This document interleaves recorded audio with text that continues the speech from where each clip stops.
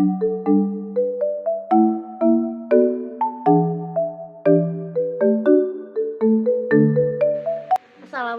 warahmatullahi wabarakatuh.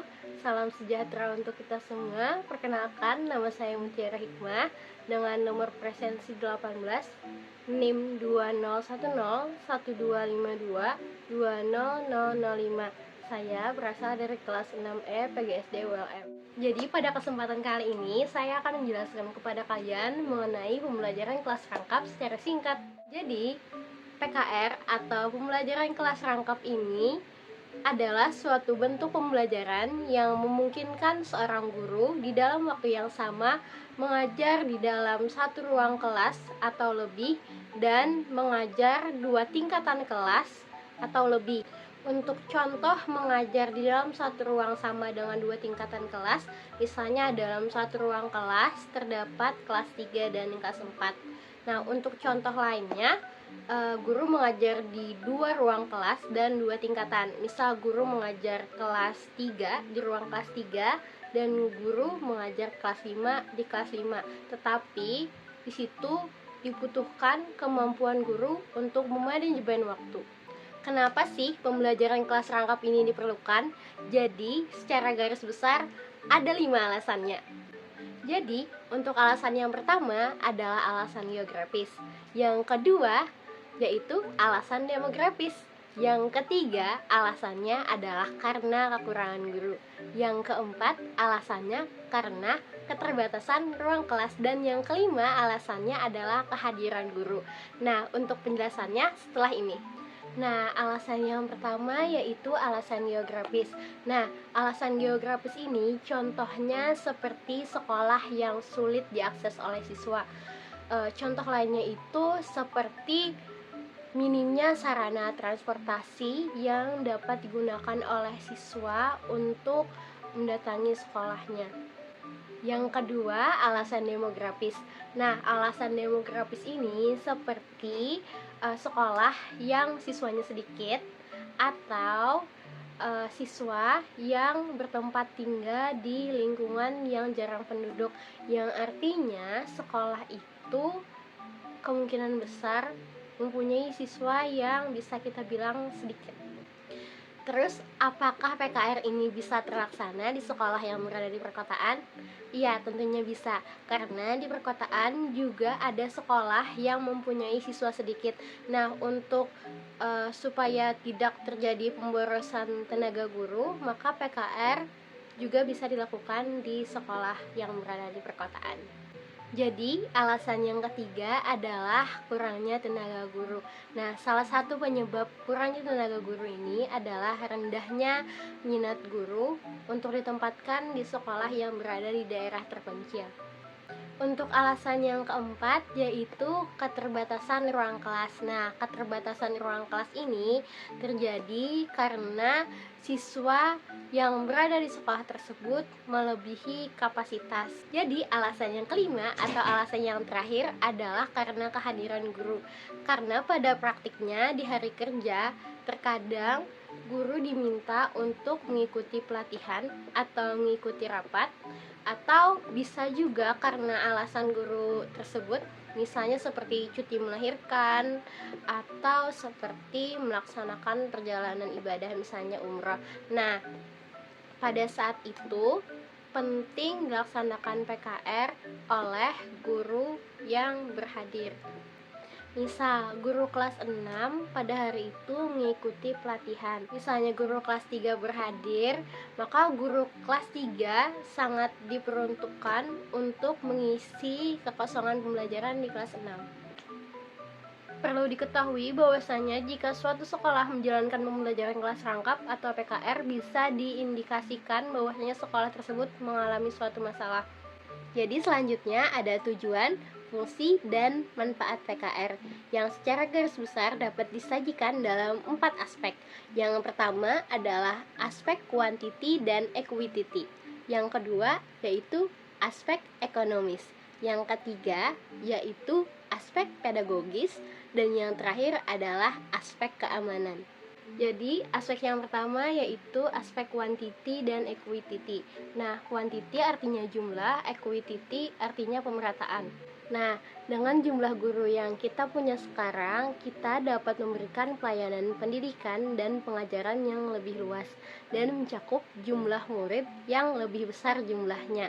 Di samping itu, kita juga harus mampu memberikan pelayanan yang lebih merata. Yang kedua adalah aspek ekonomis. Nah, secara ekonomis, biaya pendidikan yang akan ditanggung pemerintah dan masyarakat akan menjadi lebih kecil. Oleh karena itu, dengan jumlah dana pendidikan yang sama, perluasan pelayanan pendidikan dapat diberikan hingga ke daerah yang sulit, kecil, bahkan yang terpencil. Aspek yang ketiga yaitu aspek pedagogis. Nah, jadi lulusan kita itu dinilai kurang kreatif, cenderung pasif, dan mudah menyerah. Nah, pengalaman yang sudah dilalui oleh negara-negara yang mempraktikkan PKR menunjukkan bahwa strategi PKR ini mampu meningkatkan kemandirian murid. Nah, aspek yang keempat adalah aspek keamanan. Nah, dengan pendekatan PKR ini, pemerintah diharapkan dapat mendirikan sekolah di lokasi yang mudah dijangkau oleh anak. Dengan demikian, kekhawatiran orang tua terhadap keselamatan anaknya juga dapat diminimalisir. Untuk contoh kecilnya, seperti kekhawatiran orang tua dalam keterlambatan anaknya. Selanjutnya, ada prinsip-prinsip yang mendasari pembelajaran kelas rangkap atau PKR. Nah, untuk prinsip ini terdapat 4 prinsip. Yang pertama adalah prinsip keserempakan kegiatan pembelajaran. Yang kedua, prinsip kadar waktu keaktifan akademik atau WKA yang tinggi. Yang ketiga adalah prinsip kontak psikologis guru dan murid yang berkelanjutan. Dan yang keempat adalah prinsip pemanfaatan sumber secara efisien. Nah, untuk penjelasan prinsip yang pertama yaitu keserempakan kegiatan pembelajaran. Dalam pembelajaran kelas rangkap, guru itu kan menghadapi 2 kelas atau bahkan lebih di dalam waktu yang bersamaan. Kegiatan yang terjadi secara serempak itu harus mempunyai makna. Artinya, kegiatan tersebut mempunyai tujuan yang sesuai dengan tuntutan kurikulum atau kebutuhan siswa dan dikelola dengan baik. Dengan demikian, jika ada kegiatan yang dikerjakan oleh siswa hanya untuk mengisi kekosongan saja, maka bukan PKR yang diharapkan. Penjelasan yang kedua yaitu kadar waktu keaktifan akademik atau WKA yang tinggi. Nah, PKR tidak memberi toleransi pada banyaknya WKA yang hilang karena guru tidak terampil mengelola kelas. Misal, seperti waktu tunggu yang lama, pembentukan kelompok yang lamban, atau pindah kelas yang memakan waktu. Makin banyak waktu yang terbuang, maka makin rendah kadar waktu keaktifan akademik atau WKA. Yang ketiga, prinsip kontak psikologis guru dan murid yang berkelanjutan. Dalam PKR, guru harus berusaha dengan berbagai cara supaya semua siswa merasa mendapatkan perhatian dari guru secara terus-menerus. Agar mampu melaksanakan hal ini, guru dituntut harus menguasai berbagai teknik. Yang keempat atau yang terakhir adalah prinsip pemanfaatan sumber secara efisien. Nah, sumber itu bisa berupa peralatan atau sarana, bahkan orang atau siswa, dan juga waktu. Nah, agar terjadi waktu keaktifan akademik yang tinggi, semua jenis sumber harus dimanfaatkan secara efisien, seperti lingkungan, barang bekas, dan segala peralatan yang ada di sekolah juga dapat dimanfaatkan oleh guru PKR. Demikian juga orang dan waktu. Nah, murid yang cerdas juga dapat dimanfaatkan sebagai tutor teman sebayanya. Terus untuk waktu juga harus dikelola dengan cermat sehingga menghasilkan waktu keaktifan akademik yang berkadar tinggi. Selanjutnya ada model pengelolaan kelas rangkap. Kali ini saya hanya menyajikan 3 contoh. Nah, untuk model pengelolaan yang pertama adalah model PKR 221. Artinya, model ini diselenggarakan di dua tingkatan kelas yang berbeda dengan dua mata pelajaran yang berbeda, tetapi diselenggarakan di dalam satu ruang kelas yang sama.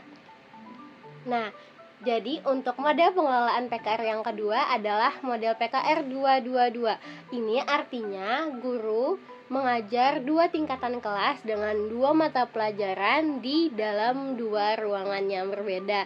Ini guru harus memanajemen waktu sebaik mungkin karena harus bermobilisasi antar kelas.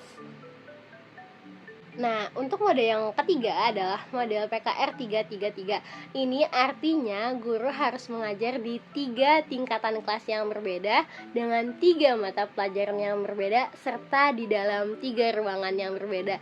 Ini guru harus lebih bagus lagi memanajemen waktunya karena harus bermobilisasi ke 3 kelas. Nah, sebelumnya tadi kan sudah kita bahas tentang model pengelolaan PKR. Selanjutnya kita akan membahas tentang model interaksi di dalam PKR. Nah, untuk model interaksi di dalam PKR ini terdiri dari 2 macam. Yang pertama adalah proses belajar arahan sendiri atau yang bisa disingkat sebagai PBAS. Dan yang kedua adalah proses belajar melalui kerjasama atau PBMKS. Nah, untuk proses belajar melalui kerjasama ini terbagi ke dalam 9 macam model. Model yang pertama yaitu olah pikir sejoli atau OPS. Yang kedua adalah olah pikir berebut atau OPB. Yang ketiga adalah konsultasi intrakelompok atau KIK. Yang keempat yaitu tutorial teman sebaya atau TTS. Yang kelima yaitu tutorial lintas kelas atau TLK. Untuk model yang keenam yaitu diskusi meja bundar atau DMB. Yang ketujuh tugas diskusi dan resitasi atau TDR. Yang kedelapan aktivitas tugas tertutup atau ATTU. Dan yang kesembilan yaitu aktivitas tugas terbuka atau ATTA. Selanjutnya, bagaimana sih caranya untuk memenuhi tuntutan sebagai guru dalam pembelajaran kelas rangkap?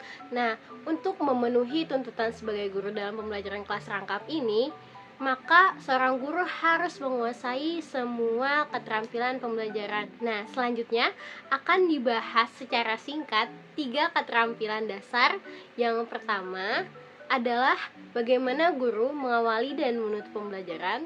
Yang kedua, bagaimana seorang guru mendorong belajar aktif dan membiasakan belajar mandiri. Dan yang terakhir adalah bagaimana mengelola kelas dalam PKR. Nah, untuk mengawali dan menutup pembelajaran, ada 4 hal pokok yang harus dilakukan oleh guru. Yang pertama adalah menarik perhatian siswa. Yang kedua adalah menimbulkan motivasi belajar. Yang ketiga adalah memberikan acuan dan rambu-rambu belajar. Dan yang keempat adalah membuat kaitan materi. Sementara itu, untuk menutup pembelajaran ada 3 kegiatan pokok yang seharusnya kita lakukan sebagai seorang guru. Yang pertama adalah meninjau kembali kegiatan pembelajaran kita pada hari itu.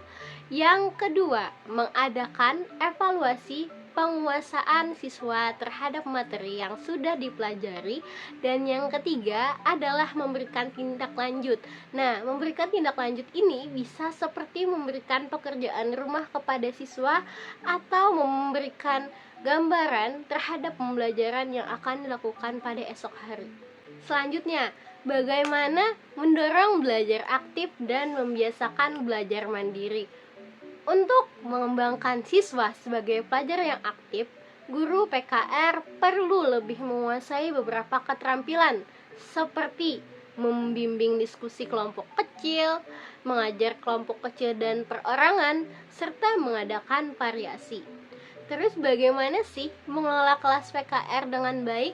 Nah, keterampilan mengelola kelas ini mencakup seperti kemampuan guru untuk menciptakan dan memelihara situasi kelas yang optimal, dan juga kemampuan guru untuk mengendalikan kondisi belajar yang optimal dan mengatasi perilaku siswa yang menyimpang.